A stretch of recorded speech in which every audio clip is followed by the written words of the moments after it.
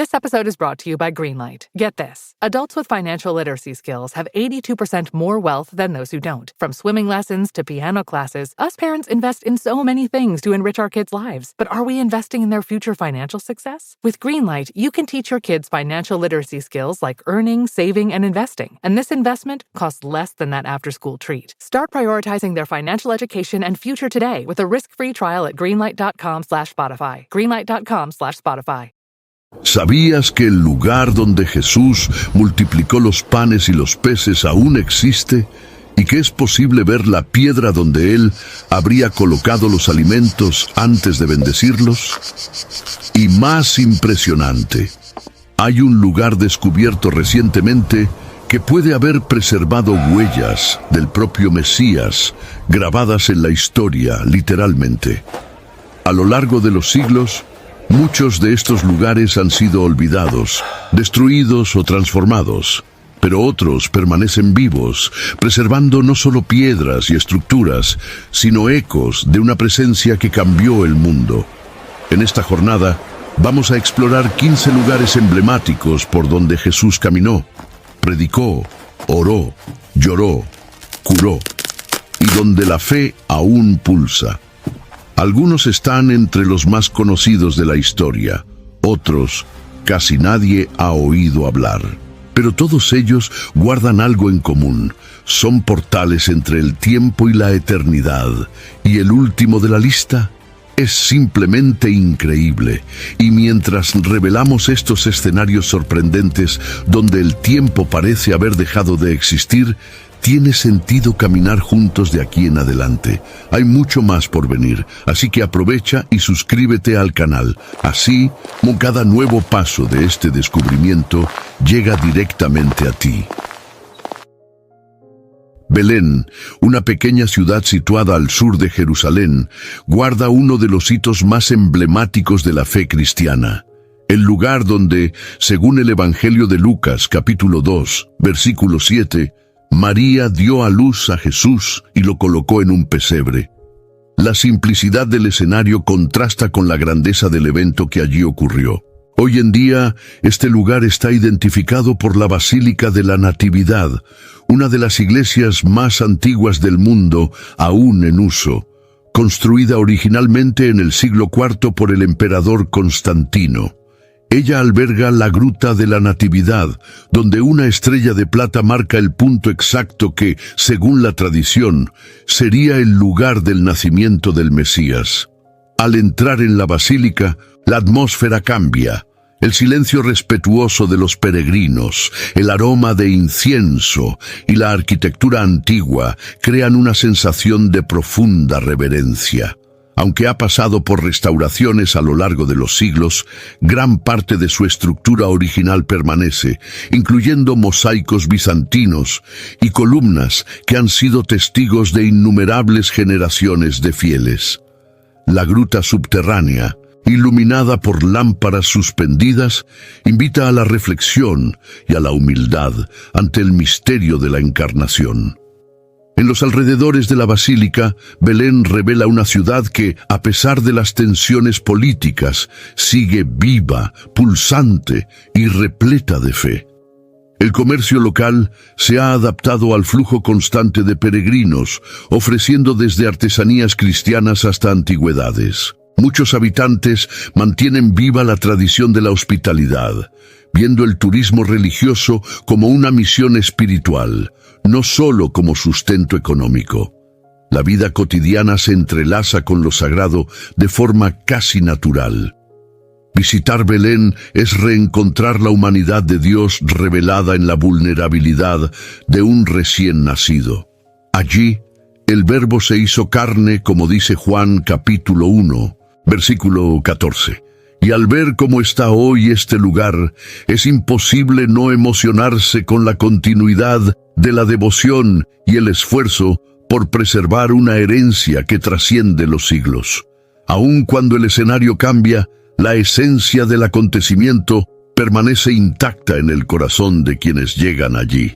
La ciudad sigue siendo un punto de convergencia entre el pasado y el presente, Entre la fe que comenzó humildemente en un establo y la fe que aún mueve a millones de personas en todo el mundo. La pregunta inevitable para quienes pasan por allí no es solo ¿qué ocurrió?, sino ¿qué significa eso aún para mí hoy?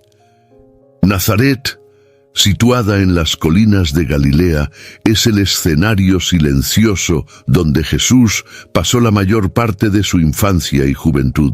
Según el Evangelio de Mateo, capítulo 2, versículo 23, fue allí donde la familia de José y María se estableció tras regresar de Egipto. A diferencia de los grandes eventos ocurridos en Jerusalén o Belén, la vida en Nazaret estuvo marcada por la simplicidad y el anonimato. Era un pequeño pueblo, menospreciado por muchos, como revela la exclamación de Natanael en Juan capítulo 1, versículo 46. ¿Puede venir algo bueno de Nazaret? Hoy, Nazaret ha crecido y se ha convertido en una ciudad árabe israelí con más de 80,000 habitantes. Sin embargo, aún preserva lugares significativos que apuntan a la presencia de Jesús. Uno de los principales es la Basílica de la Anunciación, construida sobre las ruinas de la antigua casa de María. Esta imponente iglesia guarda en su subsuelo vestigios arqueológicos que remiten al tiempo de Jesús, incluyendo viviendas y utensilios domésticos. Es impresionante imaginar al niño Jesús corriendo por esas callejuelas estrechas y jugando entre las piedras que hoy están protegidas como reliquias. A pesar de la modernización visible, el contraste entre lo sagrado y lo cotidiano persiste. Las familias locales viven en medio de los sitios arqueológicos, y la fe está presente tanto en los espacios religiosos como en la hospitalidad de los habitantes. La presencia cristiana, aunque minoría en la región, resistió con vitalidad, celebrando liturgias que resuenan desde hace más de 2000 años. Nazaret se transforma en un puente entre lo divino y lo humano, donde el Hijo de Dios vivió la vida común de un joven Galileo. Lo que hace que esta etapa de la vida de Jesús sea tan valiosa es precisamente su normalidad. Él creció obediente, aprendió un oficio, vivió bajo la autoridad parental y fue preparado silenciosamente para su misión. Nazaret nos invita a percibir la presencia de Dios en las cosas simples, en el cotidiano que también puede ser sagrado. La santidad no brota solo de grandes hechos, sino de la fidelidad en las pequeñas tareas diarias.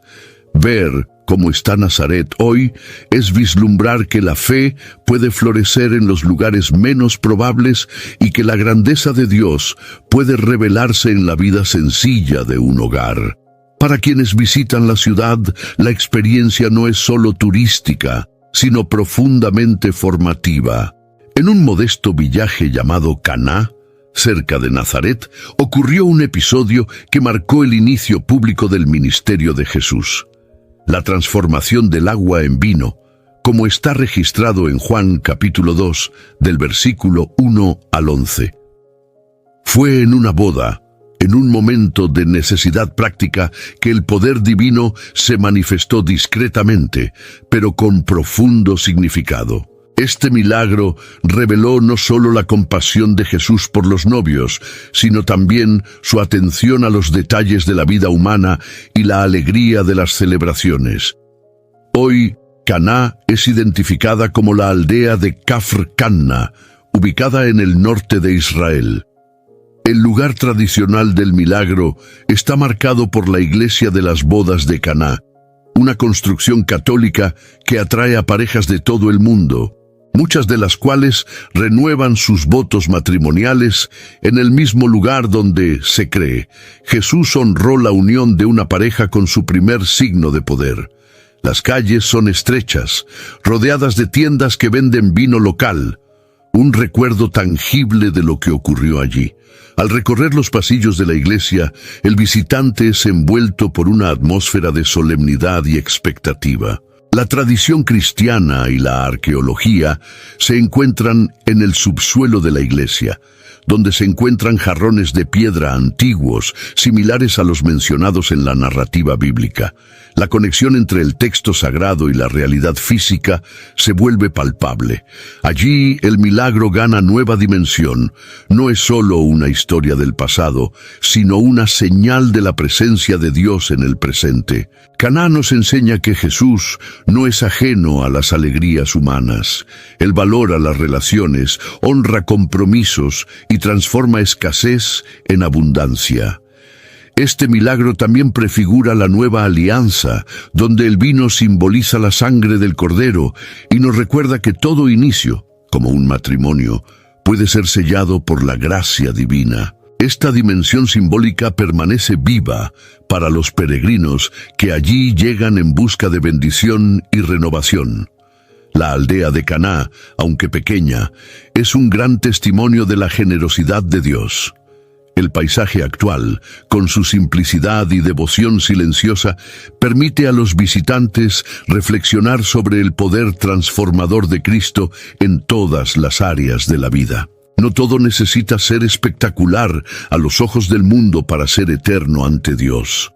El mar de Galilea, a pesar de su nombre, es un gran lago de agua dulce que desempeñó un papel central en la vida y el ministerio de Jesús.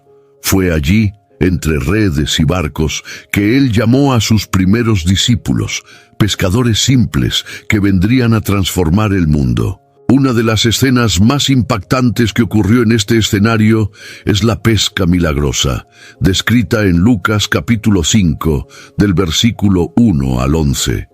Después de una noche entera sin pescar nada, Pedro y sus compañeros, siguiendo la orden de Jesús, lanzan nuevamente las redes y recogen una cantidad tan grande de peces que casi no pueden cargar. Hoy, quien visita el mar de Galilea se encuentra con un paisaje tranquilo y casi intocado, salpicado de pequeñas aldeas que han sobrevivido al tiempo. La ciudad de Tiberíades, a orillas del lago, es uno de los puntos más visitados, pero hay lugares menos turísticos y más silenciosos que ayudan al visitante a imaginar cómo era ese tiempo. Las aguas tranquilas aún reflejan la luz del atardecer como espejos, y los pescadores continúan lanzando sus redes, manteniendo tradiciones milenarias. La espiritualidad de este lugar es envolvente. El sonido de las olas suaves, el vuelo de las aves, la brisa que sopla sobre las aguas, todo coopera para crear una atmósfera de encuentro y llamado. Muchos peregrinos relatan experiencias de renovación espiritual al contemplar el mismo horizonte que los discípulos un día vieron. El mar de Galilea se ha convertido, por eso, en un símbolo de conversión y misión, donde lo ordinario se transforma en extraordinario en manos del Salvador. La pesca milagrosa, además de demostrar el poder de Jesús, también revela un principio eterno. La obediencia abre camino a la abundancia. Pedro, al declarar, «Por tu palabra lanzaré las redes», ofrece una de las mayores declaraciones de fe práctica en las Escrituras. No era lógica, sino confianza, y este tipo de confianza aún se requiere de aquellos que deciden seguir al Maestro, incluso sin entender completamente los designios divinos. El lago sigue allí, silencioso, pero cargado de memorias. Sus orillas cuentan historias y sus aguas aún ecoan el llamado, «Sígueme». Para quien contempla ese escenario, la impresión es que el tiempo desacelera, permitiendo que el alma respire y escuche nuevamente la voz que una vez ecoó sobre esas mismas aguas. Subiendo una colina cercana al mar de Galilea, se llega al lugar tradicionalmente identificado como el Monte de las Bienaventuranzas. Fue en este ambiente elevado, con vista amplia al lago y a los campos de Galilea, que Jesús pronunció uno de los discursos más transformadores de la historia, el Sermón de la Montaña. Mateo capítulos 5 a 7 registra esta enseñanza que se convirtió en fundamento ético y espiritual no solo para los cristianos, sino para la humanidad. Allí, Jesús reveló el carácter del reino de Dios, comenzando con palabras desconcertantes. Bienaventurados los pobres en espíritu. El lugar actual está marcado por una iglesia octogonal, construida por los franciscanos en el siglo XX, cuyos 8 lados representan las 8 bienaventuranzas. Sus jardines floridos y bancos de piedra invitan a la contemplación. Más que un punto turístico, el Monte de las Bienaventuranzas es un espacio de meditación profunda.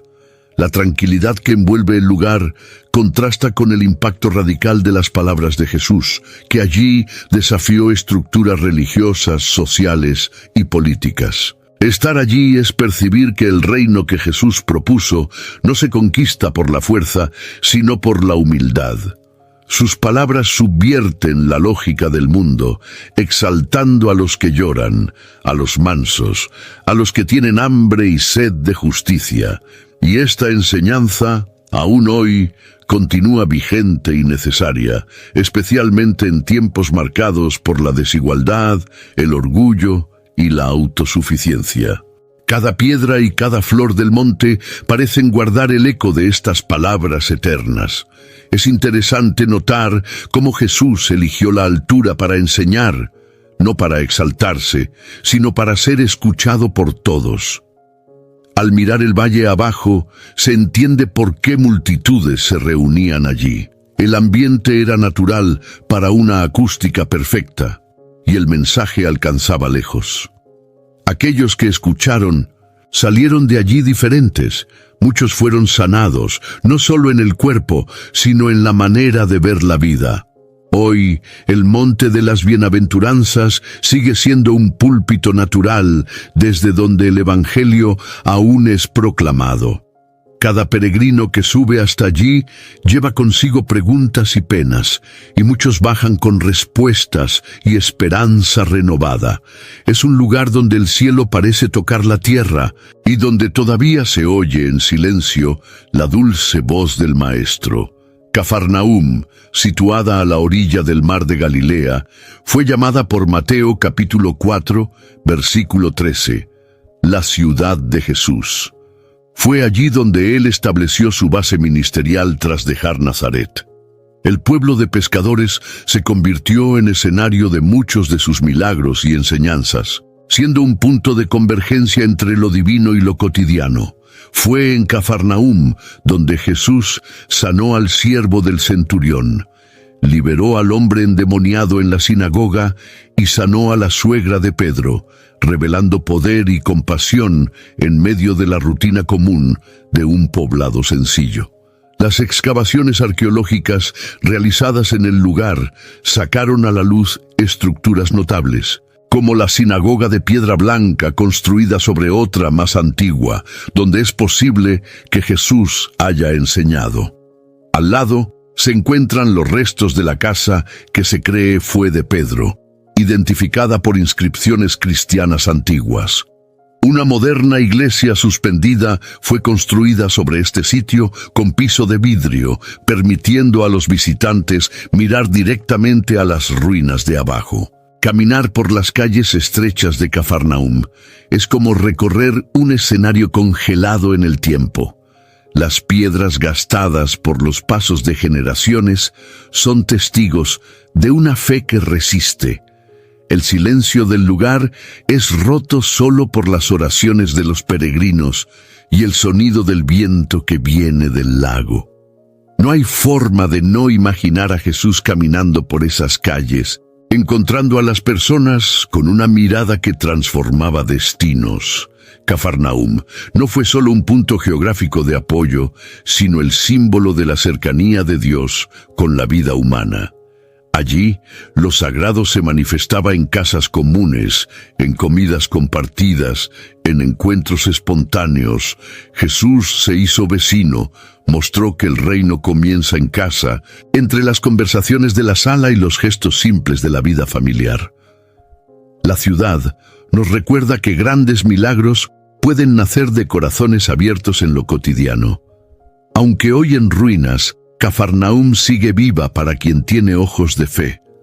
Cada piedra lleva consigo recuerdos, y cada sombra entre las ruinas parece guardar ecos de las palabras del Maestro. Es imposible salir de allí de la misma forma en que se entró.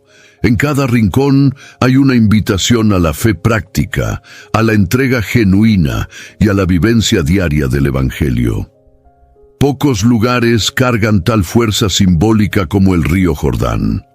Sus aguas testificaron momentos marcantes de la historia bíblica, pero ninguno tan decisivo como el bautismo de Jesús. De acuerdo con el Evangelio de Mateo capítulo 3, versículo 13, fue allí donde él se presentó a Juan Bautista, no por necesidad de arrepentimiento, sino para cumplir toda la justicia.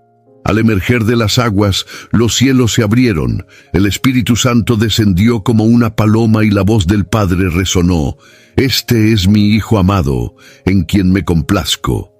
Hoy, hay dos principales lugares reconocidos como posibles puntos del bautismo: Qasr el Yahud, más cercano a Jericó, y Yardenit, en el norte de Israel. Ambos están preparados para recibir peregrinos que desean renovar su compromiso espiritual a través de las aguas. El escenario es simple, pero la emoción es profunda. Muchos se arrodillan en la orilla, lloran, oran y se sumergen, reviviendo simbólicamente la experiencia de nuevo nacimiento. El río Jordán no es ancho ni imponente a primera vista, sus aguas son modestas y corren tranquilas. Sin embargo, su importancia trasciende el aspecto físico. Es el punto de encuentro entre el cielo y la tierra, entre la vieja vida y la nueva creación. Jesús, al entrar en ese río, descendió a las profundidades de la condición humana para elevar a la humanidad a la dignidad de la filiación divina. El gesto fue un acto de identificación con los pecadores, una anticipación del sacrificio que vendría. En las márgenes del Jordán, comprendemos que el bautismo no es solo un rito religioso, sino un hito existencial. Allí somos recordados de que no hay transformación sin entrega, y no hay vida con Dios sin pasar por la renuncia. Las aguas cargan ese simbolismo, lavan, entierran al viejo hombre y hacen emerger a una nueva criatura. Por eso, este punto sigue siendo uno de los más buscados por cristianos de todo el mundo. Al mirar al Jordán actual, entre rituales de fe y silencio reverente, el alma es confrontada con la decisión que cambió el curso de la historia. Jesús se hizo siervo, se humilló y nos enseñó que el camino de la gloria pasa por la obediencia. Aquellas aguas que una vez tocaron al Hijo de Dios siguen corriendo como un recordatorio permanente de la gracia que nos alcanza. A las márgenes del mar de Galilea, en una región llamada Tabga, ocurrió uno de los signos más conmovedores del ministerio de Jesús: la multiplicación de los panes y los peces. Este milagro, registrado en Juan capítulo 6, versículo 11, revela no solo el poder del Mesías sobre la materia, sino sobre todo su compasión por una multitud hambrienta, tanto en el cuerpo como en el alma. 5 panes de cebada y 2 peces en las manos de un niño fueron suficientes para alimentar a miles, y aún sobraron 12 cestos llenos. Actualmente, este lugar está marcado por la Iglesia de la Multiplicación, un templo católico decorado con bellísimos mosaicos bizantinos, entre ellos el famoso diseño de 2 peces flanqueando un cesto con panes.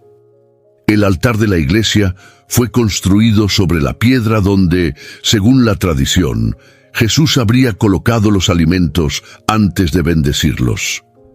El ambiente transmite una calma profunda, con jardines bien cuidados y una vista que se abre hacia el lago, remitiendo directamente a la simplicidad del milagro. Estar en Tabga es reflexionar sobre cómo Dios utiliza lo poco para realizar lo mucho. Jesús no actuó solo. Él invitó a los discípulos a distribuir el alimento, convirtiéndolos en partícipes del milagro. Esto nos muestra que la provisión divina no excluye la cooperación humana.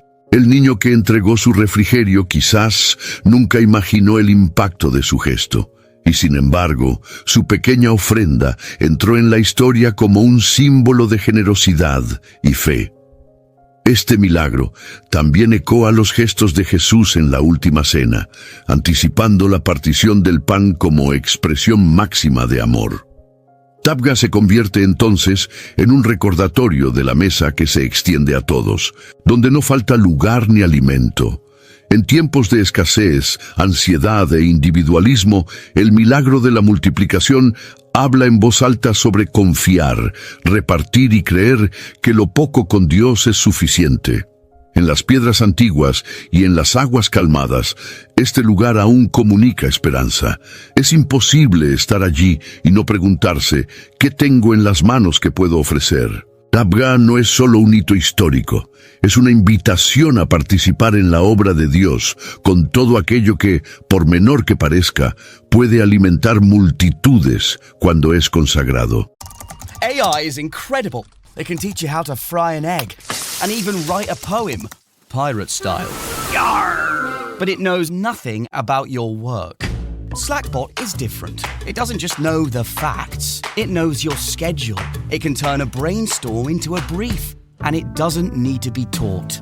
Because Slackbot isn't just another AI. It's AI that knows your work as well as you do. Visit slack.com/meet Slackbot to learn more. So what do you want? What do I want? I want to use my degree for good. And in general. I kind of meant like a muffin or a latte. I want a job with a generous work-from-grocery-store policy. You are here a lot. Debbie, please, I'm working. I want a job that will change the world. Ma'am, this is a drive-thru. And some nuggets.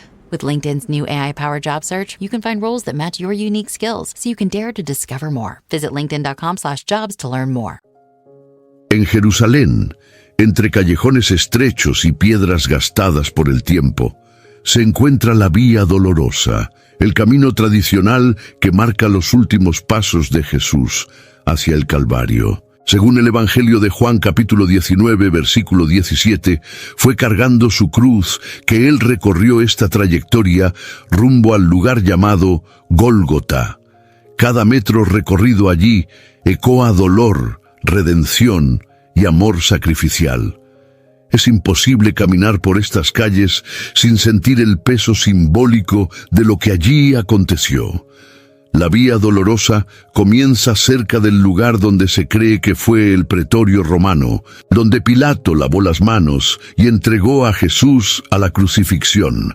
A lo largo del recorrido hay 14 estaciones que recuerdan eventos como la caída de Jesús, el encuentro con María, la ayuda de Simón Cirineo y el consuelo a las mujeres de Jerusalén. Muchas de estas estaciones están integradas a iglesias, capillas y muros antiguos que silenciosamente atestiguan la fe de siglos. Hoy, la Vía Dolorosa es atravesada diariamente por peregrinos que rehacen el trayecto con oraciones, cantos y lágrimas. El ruido del comercio local, que convive con la devoción de los fieles, crea un contraste entre lo sagrado y lo profano, como si el sufrimiento de Cristo aún estuviera entrelazado con la dura realidad del mundo. Y tal vez lo esté. La caminata es densa, introspectiva. Cada paso evoca el precio del perdón, la profundidad de la entrega y la seriedad del pecado. El recorrido termina en la iglesia del Santo Sepulcro, donde se localiza el Calvario y el tumba vacía. La Vía Dolorosa no es solo una ruta física, sino un itinerario espiritual. Nos invita a cargar la cruz diariamente, como Jesús instruyó en Lucas capítulo 9, versículo 23. El camino del discipulado pasa por la renuncia, por el sufrimiento, pero también por la certeza de la resurrección que aguarda al final. La Jerusalén moderna preserva este trayecto no solo como memoria histórica, sino como pulsación viva de la fe. Al caminar por allí, entre el pasado y el presente, el peregrino redescubre su propia jornada con Cristo. La Vía Dolorosa sigue siendo un llamado silencioso a vivir con la misma entrega del hombre de dolores. En la ladera oriental de Jerusalén se erige el Monte de los Olivos, un lugar marcado por silencio, sombra y súplica. Entre sus olivos centenarios, Jesús vivió momentos de profunda angustia y oración, como relata el Evangelio de Lucas capítulo 22, versículo 44, cuando, tomado de agonía, oró intensamente y su sudor se convirtió en gotas de sangre. El Getsemaní, jardín ubicado en la base de la montaña, se convirtió en el escenario de la rendición total del Hijo al plan del Padre, donde él declaró: «No se haga mi voluntad, sino la tuya». Hoy, el Monte de los Olivos es uno de los puntos más emblemáticos de Jerusalén. Desde lo alto se avista toda la ciudad antigua, incluyendo el Domo de la Roca, la muralla y el Valle de Cedrón. Allí se encuentran ubicadas iglesias históricas como la Iglesia de Todas las Naciones, construida junto al Getsemaní, con vitrales oscuros que crean una atmósfera de luto y reflexión. Cerca de allí, los árboles antiguos siguen en pie y muchos creen que algunos de ellos datan de la época de Jesús. Sus troncos retorcidos parecen cargar siglos de oración. Este escenario nos invita a entrar en un espacio de profunda entrega espiritual. La oración de Jesús no fue serena, sino dolorosa. Él sabía lo que le esperaba, pero eligió someterse. El Monte de los Olivos representa el momento en que la decisión fue sellada en el corazón del Salvador antes de ser consumada en la cruz. Es allí donde vemos el ápice de la obediencia, una entrega sin reservas, incluso ante el sufrimiento inminente. Para los peregrinos que llegan allí hoy, el desafío es revivir esta experiencia interiormente. El monte nos enseña que la fe verdadera se manifiesta en los momentos de lucha interna, cuando somos llamados a decir sí a la voluntad divina, incluso si contraría nuestros deseos más profundos. Allí, el discipulado encuentra su definición más clara. Seguir a Jesús también es cargar la cruz de la rendición. El silencio del Getsemaní sigue resonando en el alma de quienes lo visitan.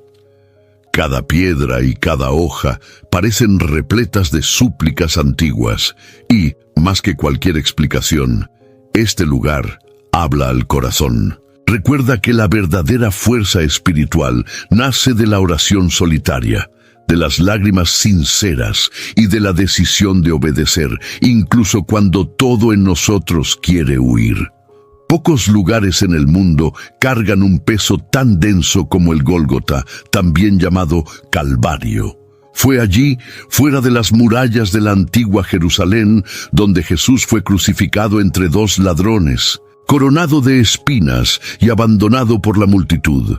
El Evangelio de Mateo, capítulo 27, versículo 33, describe que este era un lugar llamado Calavera, y allí el Hijo de Dios fue suspendido entre el cielo y la tierra. La cruz no fue solo un instrumento de tortura, sino el altar de la redención del mundo. Hoy, el lugar tradicionalmente reconocido como el Gólgota está contenido dentro de la iglesia del Santo Sepulcro, un edificio que guarda, bajo la misma cúpula, el lugar de la crucifixión y el sepulcro vacío. Al subir las escaleras internas de la iglesia, se llega a una pequeña capilla ornamentada, donde peregrinos se arrodillan para tocar el punto donde se cree que la cruz fue clavada. El ambiente está cargado de reverencia. El brillo de los íconos y la penumbra del lugar crean una atmósfera intensa, donde lágrimas fácilmente corren de ojos atentos. Contemplar el Calvario es enfrentarse con la realidad del amor que se entrega hasta el fin. Allí, Jesús pronunció palabras que aún resuenan con poder: «Padre, perdónales, está consumado». La cruz es el símbolo central de la fe cristiana porque en ella convergen justicia y misericordia, dolor y victoria, muerte y resurrección. El Gólgota no es el fin de la historia, sino el punto de inflexión. Es el lugar donde la mayor injusticia resultó en la mayor gracia. No hay forma de permanecer indiferente ante este lugar. La cruz expone el pecado, pero también revela el camino de la reconciliación. Cada peregrino que se arrodilla allí lleva su propia historia, sus dolores, sus arrepentimientos, y allí encuentra no condenación, sino perdón. El Gólgota es un altar donde toda alma puede ser restaurada. La sangre derramada aún habla más alto que cualquier acusación. Aunque el escenario físico ha cambiado con el tiempo, la esencia de lo que ocurrió en ese monte permanece viva en cada celebración de la cena, en cada cruz levantada, en cada corazón que se rinde.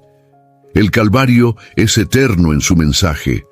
Dios amó al mundo de tal manera que dio a su Hijo unigénito para que todo aquel que en él cree no perezca, sino que tenga vida eterna. La esperanza de la fe cristiana no termina en la cruz, sino que florece en el sepulcro vacío. Después de ser sepultado en un jardín cercano al Gólgota, Jesús resucitó al tercer día. Como se relata en Marcos capítulo 16, versículo 6, no está aquí, ha resucitado. El lugar tradicional de su sepultura y resurrección está hoy dentro de la misma iglesia del Santo Sepulcro, dividida en diferentes capillas y administrada por varias tradiciones cristianas, cada una manteniendo viva la memoria del acontecimiento más importante de la historia. Al entrar en el Santo Sepulcro, el peregrino es envuelto por un silencio denso, casi sagrado.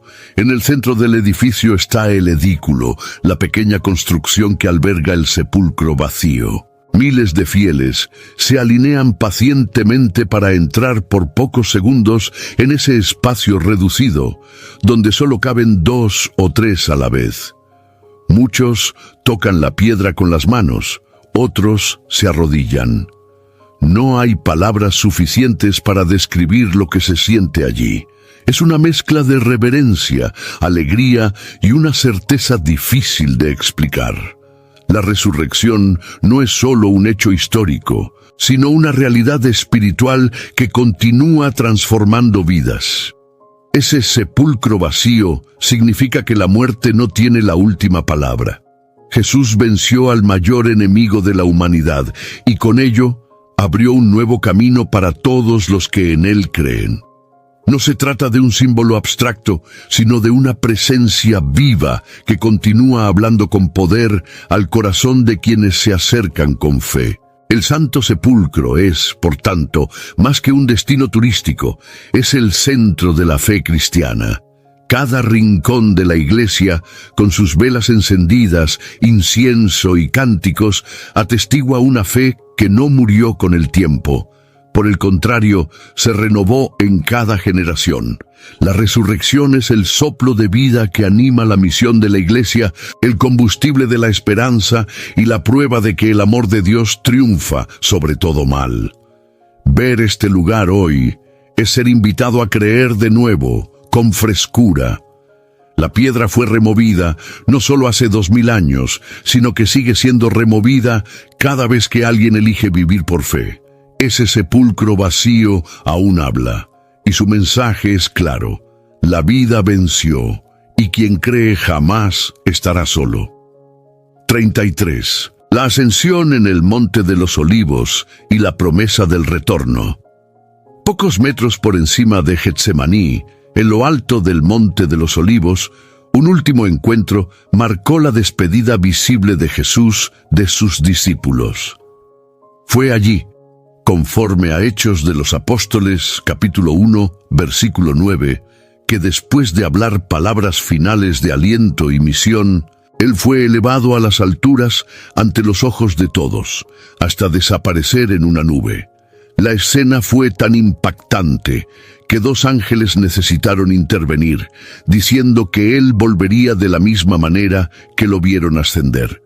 Hoy, en el lugar tradicional donde se cree que ocurrió la ascensión, se encuentra una pequeña capilla llamada Capilla de la Ascensión, que contiene una piedra con la marca que, según la tradición, habría sido dejada por la planta del pie de Jesús.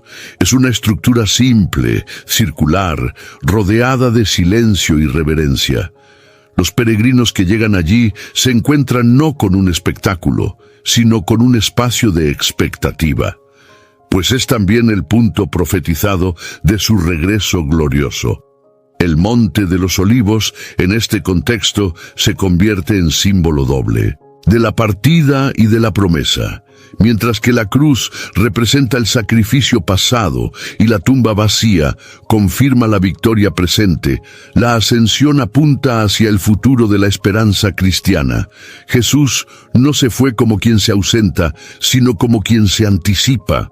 Él ascendió para preparar lugar, como afirmó en Juan capítulo 14, versículo 2, y prometió volver para buscar a los suyos. Estar en este lugar hoy es experimentar una tensión sagrada entre nostalgia y esperanza. La mirada del peregrino se vuelve hacia el cielo, pero los pies permanecen en la tierra, comprometidos con la misión que Él confió, ser testigos hasta los confines del mundo. La ascensión no marca el fin de la obra de Cristo, sino su continuidad a través de quienes creen y viven como embajadores del reino. En la cima de ese monte, entre el cielo y la tierra, la fe se renueva. Cada piedra, cada viento que sopla, cada nube que pasa parece recordar que el Rey volverá. Y lo que era despedida se transforma en anuncio. La historia aún no ha terminado. La última palabra aún será dicha por aquel que un día ascendió, pero prometió volver. En medio del avance de la tecnología y el crecimiento del turismo religioso, surgió una iniciativa que invita a fieles y curiosos a literalmente caminar por los pasos de Jesús, el camino de Jesús. Esta senda moderna, con aproximadamente 65 kilómetros de extensión, conecta Nazaret con el mar de Galilea y pasa por lugares como Séforis, Caná, el monte Arbel y Cafarnaum. Se trata de un recorrido diseñado en base a rutas históricas que Jesús posiblemente recorrió en su vida y ministerio en Galilea. A lo largo del trayecto, el peregrino se enfrenta a paisajes que mezclan lo antiguo y lo nuevo. Se camina entre plantaciones de olivos, ruinas romanas, montañas de vista panorámica y aldeas que aún conservan el ritmo tranquilo del campo. La experiencia es tanto física como espiritual. No es solo un paseo, es una peregrinación que permite meditar, orar y reflexionar sobre las palabras y obras del Maestro. La belleza del camino de Jesús radica en el reencuentro con el tiempo del caminar. Vivimos en una era de prisa, pero Jesús vivió en un ritmo de presencia. Él caminaba con las personas, se detenía a escuchar, sanaba en el camino, enseñaba mientras caminaba. El Evangelio de Marcos, capítulo 10, versículo 52, relata que, después de sanar al ciego Bartimeo, Él lo seguía por el camino. Caminar con Jesús siempre fue más que seguir pasos, es aprender con cada paso. Muchos que recorren la senda reportan profundas transformaciones interiores. El cansancio del cuerpo contrasta con el renuevo del alma. Al exponerse a la naturaleza y la simplicidad del trayecto, muchos redescubren la fe, reevalúan prioridades y reconocen la presencia de Dios en los detalles. La senda se convierte en un espejo del discipulado. Exige esfuerzo, enfoque, comunión y perseverancia.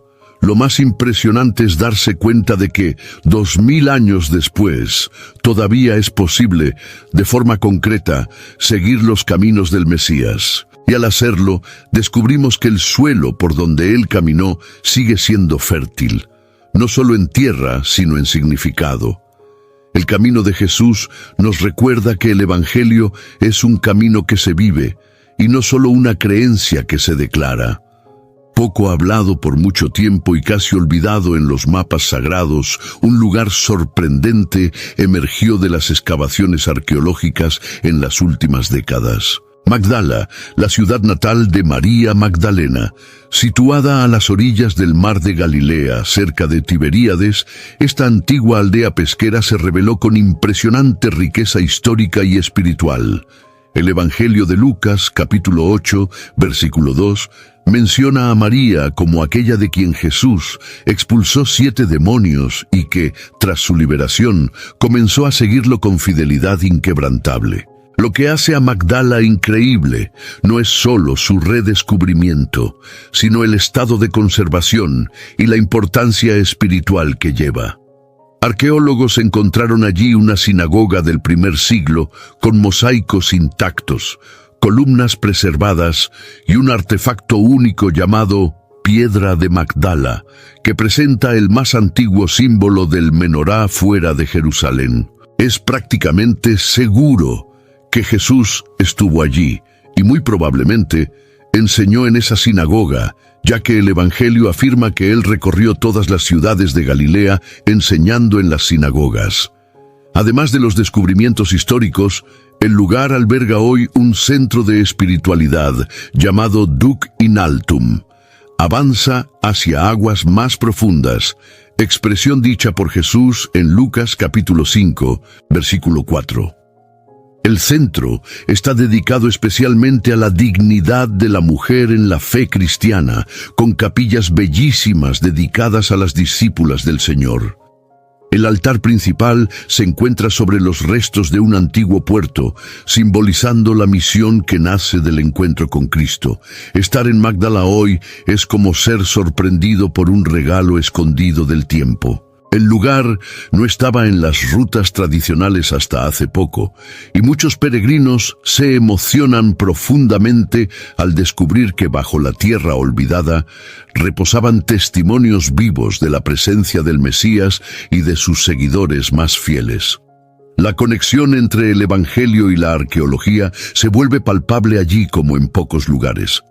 Magdala cierra este viaje de forma poderosa. Nos recuerda que hay tesoros aún ocultos, historias aún siendo desveladas, y que el seguimiento de Jesús es una aventura continua. Lo que fue perdido está siendo hallado. Lo que parecía apagado vuelve a la luz. Y al caminar por estas ruinas silenciosas, el alma reconoce: los pasos de Cristo continúan dejando marcas donde menos se espera, hasta hoy.